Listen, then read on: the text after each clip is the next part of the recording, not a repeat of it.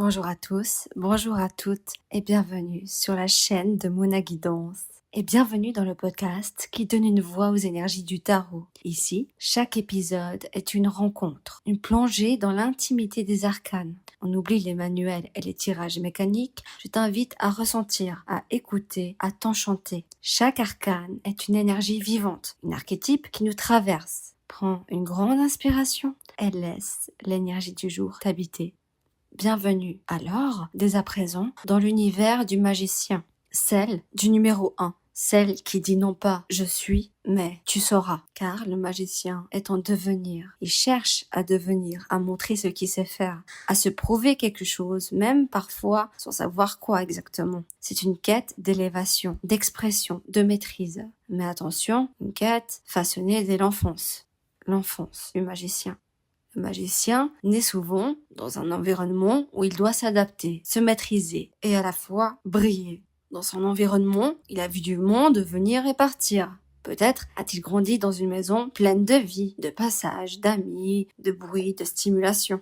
Parfois, il a eu des parents jeunes, fantasques ou absents, qui l'ont idéalisé autant qu'infantilisé. Quoi? Tu sais déjà faire ça? Mais tu sais, c'est incroyable pour ton âge. Il est très intelligent, ce petit. Et puis, 2 minutes plus tard, revenir et lui dire « Retourne dans ta chambre. Tu es trop petit pour entendre ça. Laisse-nous entre adultes. » Ce double message crée en lui une tension à l'intérieur de lui. Le désir d'être à la hauteur, la peur d'être rejeté s'il ne l'est pas, et un besoin presque vital de prouver qu'il mérite cette admiration. C'est ainsi que naît la phrase clé du magicien. « Regardez, je sais faire. Laissez-moi faire, je peux vous prouver. » Il a grandi dans un monde où il fallait briller pour être vu. L'amour était conditionnel. On le félicitait quand il l'étonnait. Alors, il a appris à jouer, à séduire, à performer, à faire des tours pour capter l'attention, à parler pour ne pas disparaître. Mais pourquoi il est devenu comme ça? De quoi était nourri ce magicien? Il a grandi dans un univers de secrets, un monde où les mots avaient plusieurs couches, où les adultes disaient « tout va bien » avec les yeux tristes. Alors, il a appris à lire entre les lignes, à traduire les non-dits, à décrypter les silences. Il est devenu alchimiste des langages invisibles. Il a été également l'enfant qu'on interrompt. Trop d'idées, trop de gestes, trop de tout. On lui disait « tais-toi 2 secondes. Oh là là, arrête de faire le clown. » Alors, il a appris à tout canaliser, à transformer sa fougue en forme, à sculpter sa spontanéité, à faire de son soi-disant trop un effort. Il a aussi grandi entre chaos et créativité. Un père absent, une mère débordée ou l'inverse. Une chambre comme sanctuaire, des objets comme alliés, des rêves comme terrain de jeu. Alors il a appris à se débrouiller seul, à faire des miracles avec rien, à devenir l'homme orchestre de sa propre vie. Une enfance de lumière instable. Parfois, on ne faisait pas vraiment attention à lui. Parfois, on s'extasiait devant lui, comme si c'était un petit prodige. Comme je le disais avant, on le mettait souvent sous un piédestal. Et en même temps, on l'infantilisait. Parce que c'était, entre guillemets, pas normal pour son âge de savoir faire ce qu'il fait.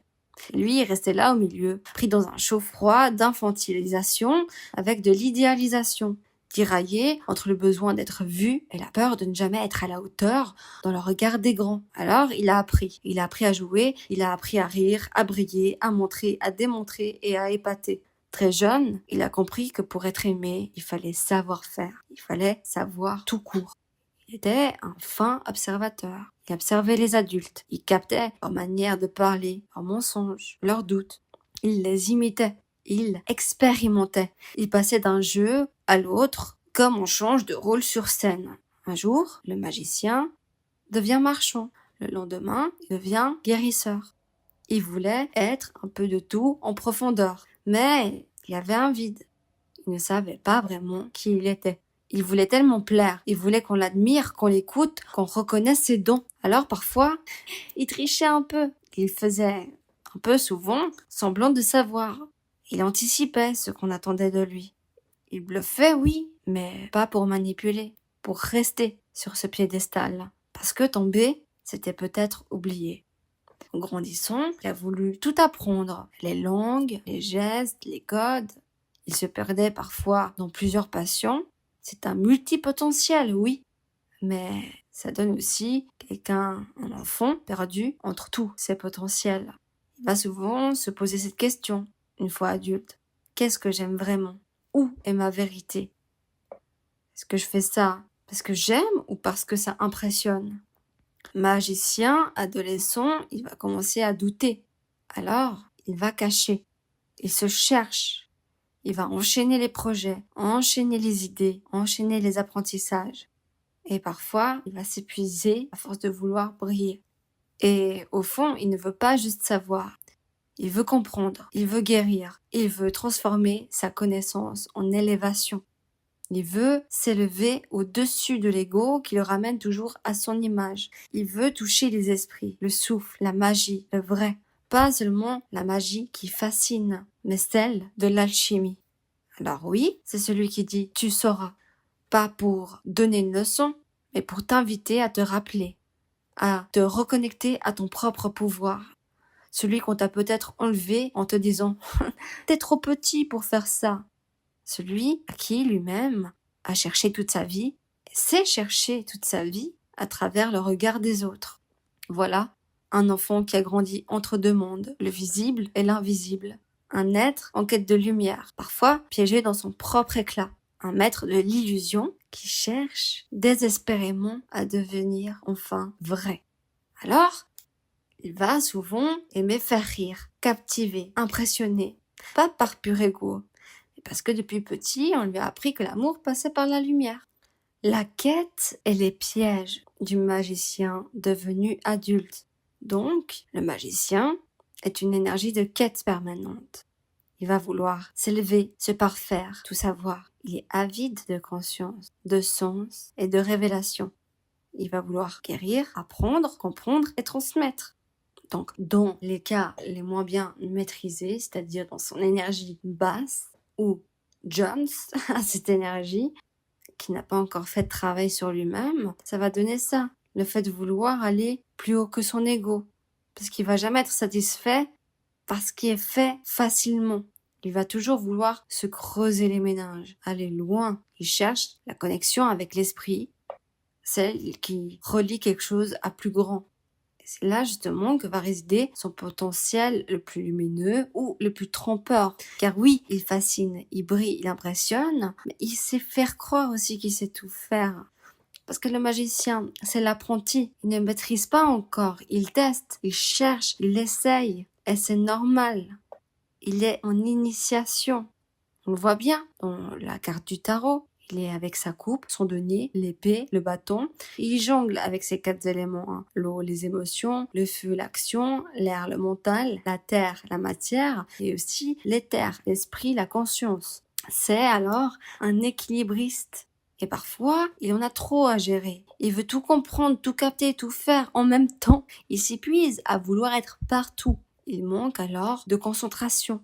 Il veut tout maîtriser, sans savoir encore ce qu'il cherche réellement.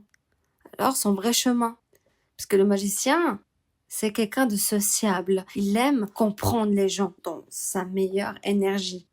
Leurs facettes, leurs ombres, leurs talents. Il veut les aider, les élever, puis les guérir. Mais bien souvent, derrière ce désir d'aider les autres, il y a un besoin profond de se prouver à lui-même qu'il vaut quelque chose. C'est le chiffre 1.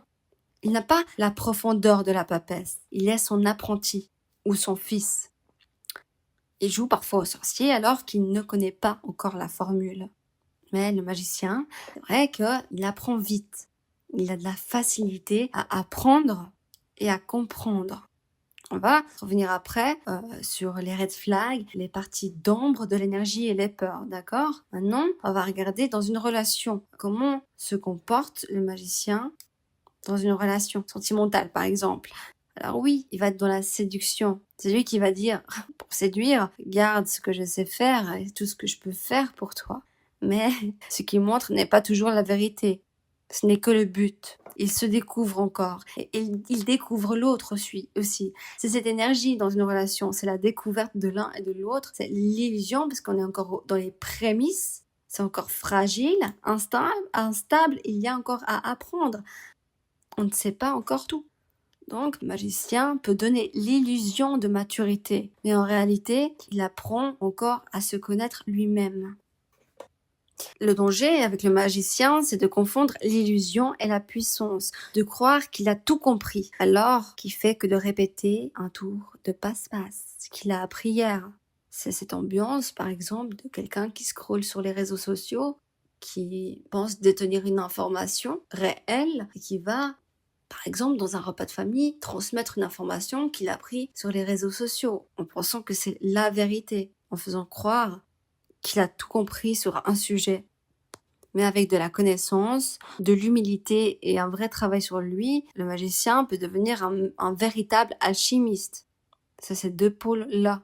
Si le magicien devait représenter un endroit, un lieu, pourrait penser à tout lieu d'apprentissage. Les écoles, les ateliers, les conservatoires. Parce que dans les conservatoires, il y a de tout. La musique, le théâtre, le chant, les instruments, la danse. Bref, des espaces où il y a plusieurs énergies qui se rencontrent. Les laboratoires, par exemple, également. Les lieux où on se mélange, ça se mélange. On apprend. Plusieurs éléments se rencontrent. Dans les métiers, on peut retrouver l'astrologie, être astrologue, l'alchimie, tout ce qui est en rapport avec la magie, l'hypnose, le mentaliste. On joue avec la conscience et l'inconscient. On transforme ce qui est à l'intérieur à l'extérieur. On transforme le plan en or. On bluffe, par exemple sur scène, les comédiens, les métiers de communication aussi. Ça fait de bons vendeurs. Les métiers où on transmet notre savoir, où on crée, on apporte matière, rendre forme quelque chose à l'invisible, rendre tangible ce qui est flou, transformer une idée en matière. Il est là pour donner vie. On va transformer le plan en or, donner un sens à la matière, réveiller un esprit aussi par exemple. Et puis il y a aussi le savant fou, celui qui décortique tout, qui veut comprendre tous les processus. Le magicien peut devenir alors maniaque du savoir, vouloir tout maîtriser, tout contrôler, tout comprendre. C'est plus fort que lui. Je veux savoir, je veux connaître, j'ai besoin de savoir pour exister. Alors, donner des génies. Mais là aussi, une autre part d'ombre apparaît, le complexe de Dieu. Celui qui croit et qui doit tout contrôler, tout comprendre, tout illuminer. Il veut prouver qu'il sait, il veut impressionner. Parce que savoir, c'est exister dans son monde. Et pourtant, le vrai pouvoir du magicien n'est pas dans la démonstration, mais dans sa présence consciente. Quand il apprend à canaliser, à aligner, à s'incarner, au lieu de vouloir prouver, il devient l'alchimiste. Pour bien comprendre cette énergie de magicien, passons par des personnages qui incarnent ce magicien. Alors dans Disney, il y aura Merlin l'Enchanteur, qui incarne la sagesse et le jeu réuni. Jafar, dans la version beaucoup plus dark du magicien, parce qu'il devient manipulateur, ambitieux et obsédé par le pouvoir. Elsa, ça va être l'éveil progressif du magicien, parce qu'elle va petit à petit éveiller et prendre conscience de son pouvoir intérieur. Son pouvoir intérieur qui est lié à la maîtrise d'elle et de ses émotions. Mulan, alors l'énergie du magicien dans Mulan, ça va ressortir dans sa transformation, dans son art d'unir, dans son action, sa discipline et son esprit. Dans le cinéma, il y a Gandalf dans Seigneur des Anneaux. C'est le mentor sage, le canal de l'invisible. On peut également citer Doctor Strange dans Marvel, son ego, la chute, l'apprentissage et l'élévation. On peut citer également Harry Potter, le parcours initiatique par excellence de l'ignorance à la maîtrise. Et pour finir, Neo dans Matrix, c'est l'élu qui prend conscience de la réalité cachée et il va transcender les limites. C'est vrai que je l'ai pas cité aussi dans les métiers.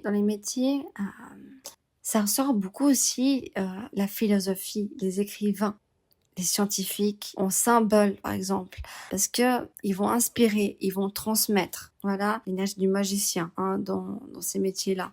Mais il faut savoir, le magicien enseigne seulement après avoir traversé ses propres initiations. Il apprend, il tombe, se relève et ensuite il transmet ce qu'il a intégré. En amour aussi, le magicien va rechercher la complicité intellectuelle. Pour lui, c'est important qu'il y ait les mêmes ondes cérébrales, que les sujets soit enrichissant, tout comme l'un, tout comme pour l'autre. Il va beaucoup rechercher dans ces relations des esprits brillants, des personnes curieuses et créatives qui vont penser autrement, qui vont explorer, qui vont oser et surtout qui vont respecter la manière de penser et de faire du magicien tout en apportant leur propre savoir. C'est un échange dans l'intellect. Il aime également les êtres intuitifs, qui sont spontanés, qui osent penser différemment que la plupart des gens. Physiquement, il va être sensible à l'aura, au regard profond, à la gestuelle de quelqu'un, le langage corporel. Il va beaucoup observer la posture de quelqu'un. C'est quelque chose qui va le séduire. Maintenant, on va passer aux peurs. Quelles sont les peurs profondes? Ces peurs profondes. La peur de perdre le contrôle, d'être démasqué, qu'on voit que c'est un humain fragile derrière le génie. Peur aussi que son aura de maîtrise s'écroule face à ses propres doutes. Le magicien va être facilement dur envers lui-même. Il va souvent cacher ses failles en faisant des tours de magie, avec les connaissances qu'il a, en faisant de la démonstration. Il craint qu'on découvre qu'il est encore un apprenti. Et pourtant, c'est ce qui le rend beau. Le traumatisme d'enfance du magicien. Il y a d'abord la blessure de l'invisible, qui a été non reconnue. Enfant, le magicien percevait l'invisible, ressentait, captait, mais on lui disait qu'il inventait. Alors, il a appris à douter de sa propre intuition. Il l'a camouflé sous l'humour, sous l'exagération ou dans le silence. Puis, il y a également la précocité. Il comprenait vite, posait mille et une questions. On l'a souvent trouvé étrange ou compliqué, mais on l'a tout le temps, en tous les cas, trouvé trop. Il s'est senti exclu, rangé dans une mauvaise boîte. Et enfin, il y a la responsabilité précoce. On lui a demandé trop tôt d'être grand, de faire briller les autres, de ne pas déranger, d'être parfait. Mis sur un piédestal, il s'est senti dépossédé de son droit à être un enfant. Avec sa mère, ou le parent porteur de l'énergie féminine, lui a transmis la magie intuitive. Elle l'a écouté avec les mains, le cœur et les rêves. Elle oscillait entre la présence et le retrait. Elle lui a appris à créer seule ses propres mondes de sécurité. Son père, lui, ou l'énergie masculine, ne comprenait pas toujours la sensibilité de ce magicien. Il l'a vu comme un rêveur doux. Alors le magicien a voulu prouver sa valeur, sa clarté et son intelligence. Mais c'est aussi grâce à lui qu'il a appris la structure, la matérialisation. Il ne s'est pas contenté de rêver, il a appris à réaliser. Conclusion, la mère, la part féminine, a enseigné la magie du cœur, tandis que le père, la magie de l'action. On va aussi le reconnaître dans les créateurs d'outils symboliques, ceux qui conçoivent des jeux initiatiques, des objets de transformation intérieure comme les tarots, les jeux initiatiques, les jeux de transformation, les oracles divinatoires, les arts divinatoires en général, même des instruments, mais bref, en gros, n'importe quel objet symbolique. On parle aussi de créateurs de jeux vidéo. Ils vont construire des mondes. Ça fait aussi de bons orateurs, des orateurs inspirants, des conférenciers vibratoires, des coachs créatifs, des mentors de l'âme. Tu vois, tous ceux qui savent rallumer la flamme chez les autres, qui activent la clé, qui donnent envie de créer. Le magicien, c'est celui qui réveille les pouvoirs oubliés. Laboratoire, oratoire, moitié labor, moitié oratoire. La chimie du magicien, c'est autant dans sa matière que dans la parole. Sa voix peut captiver sans forcer. Il dégage un charisme fluide, une présence magnétique, un discours qui touche l'âme. Il peut fasciner les gens par sa profondeur et la clarté de ce qu'il partage. Les gens vont se dire, oh là là, ce qu'il dit c'est beau, ça me parle, ça me transforme. D'ailleurs, petite dédicace à Patrick Burenstenas. On ressent cette vibration du magicien. Il a l'art de créer, de transformer la matière en mots et les mots en matière. J'ai beaucoup de respect. J'aime beaucoup tout ce qu'il transmet. Voilà. Alors, comment on reconnaît le magicien? Quels sont ces tics verbales, les phrases qu'il va souvent dire? Le magicien ne parle jamais pour rien dire. Il ressent, il capte, il télécharge l'invisible dans les mots. Alors voilà, les expressions qu'il va souvent employer. Tout est symbole, rien n'est anodin. Attends, j'ai une image qui me vient là. Je ressens un truc, attends que je capte. Et tu vas rire, mais j'y vois une synchronicité. Il faut que je m'aligne. En fait, il peut s'arrêter en pleine discussion pour capter son intuition ou percevoir un message subtil. Il peut recevoir une révélation dans un rayon de pâte, par exemple. Il se connecte à tout parce que pour lui, tout a un sens. Il y a chez lui ce besoin de vide, d'alignement, de silence pour ressentir, pour capter, pour traduire l'invisible. Tic visible, corps, les gestes qu'il va avoir comme langage magique, c'est qu'il parle pas qu'avec sa voix, il parle aussi avec ses mains. Il les agite, il les tapote, les frotte, les observe, il tourne les objets entre ses doigts, dessine dans le vide, trace des formes sur la table comme s'il écrivait un sort. Ses mains sont des baguettes magiques. Elles traduisent ses pensées, elles invoquent ses visions. Souvent, il regarde en l'air comme s'il consultait un écran invisible, un ciel mental où ses idées se transforment. Il va claquer des doigts, puis taper des pieds. Mais non, pas pour faire du bruit, pour appeler une pensée à lui ou pour la faire fuir. Il est habité. Le mouvement, chez lui, c'est un rituel, inconscient parfois, mais toujours signifiant. Quelles sont ces citations fétiches? Tout est possible, l'impossible prend juste un peu plus de temps. Ce n'est pas parce que c'est magique que c'est facile. La magie, ce n'est pas un tour de passe-passe, c'est de l'intention, de la présence et du travail. La connaissance s'acquiert par l'expérience. Tout le reste n'est que de l'information. La magie, c'est croire en soi. Si tu peux le faire, tu peux tout faire. Quel conseil veut apporter le magicien? Crée ta propre magie. N'attends pas une recette toute faite. Allume une bougie, écris en marchant, parle à la lune, chuchote aux animaux. Bref, invente ton propre rituel, ta manière à toi de te relier au mystère. Maîtrise tes outils et non, ne les laisse pas te maîtriser. Ton téléphone, quant à lui, peut devenir une baguette magique, ainsi que tes mots peuvent devenir des sortilèges qui réveillent. Tes pensées peuvent devenir de la création. La nourriture, ton imagination, tout peut devenir enchantement.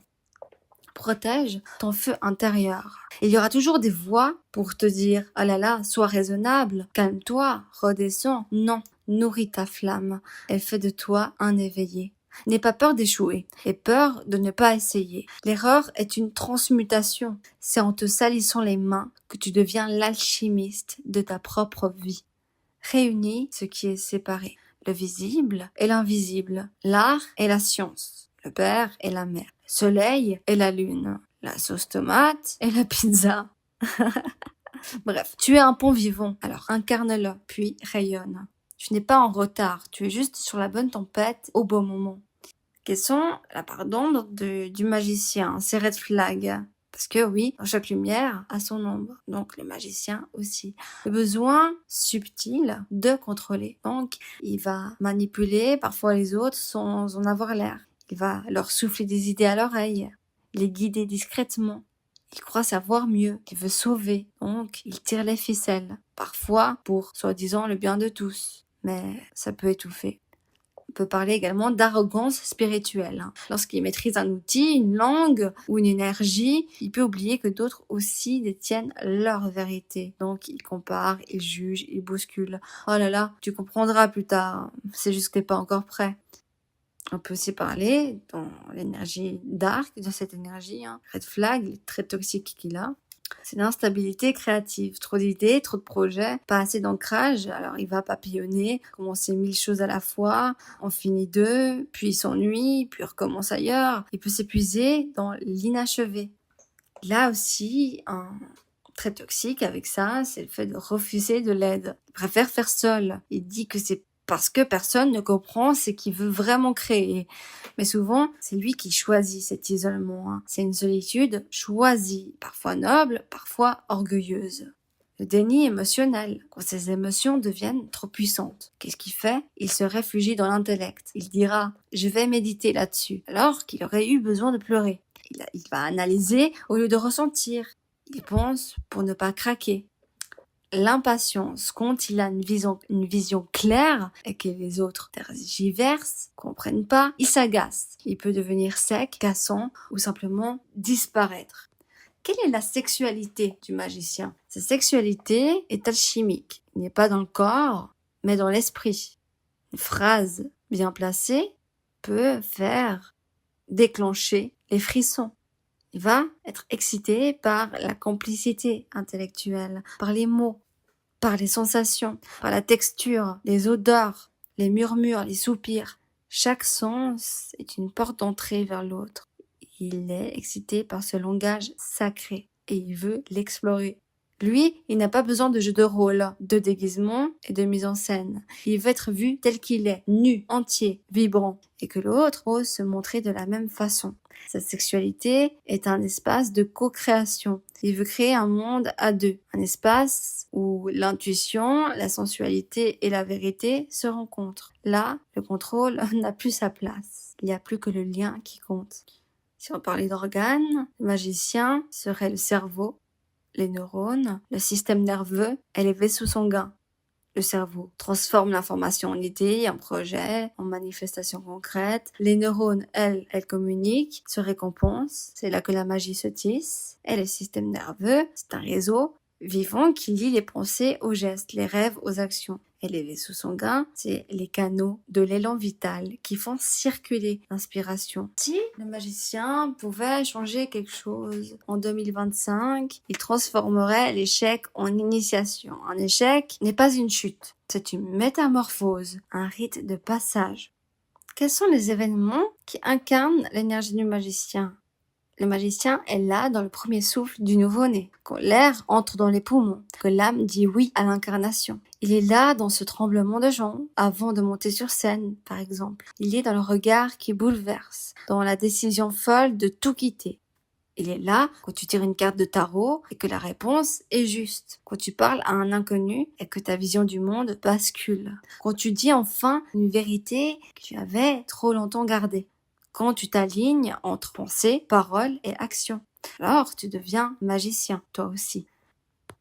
Et pour finir, un peu sous le ton de l'humour, on va regarder des POV avec l'énergie du magicien.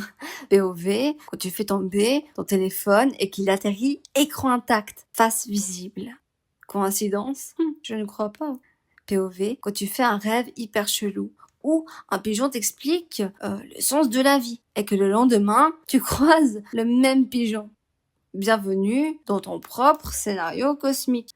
Quand tu tires une carte au hasard pour savoir si tu dois aller à ce rendez-vous et que tu tombes sur le battleur pendant que ton four fait des étincelles. L'univers valide et il te le fait savoir façon feu d'artifice. Quand tu mets ton réveil à 7h07 sans le faire exprès, que tu rêves d'un 7 et que ta journée est pleine de synchronicité 7. Et pour finir ce podcast magique, j'ai une question pour vous.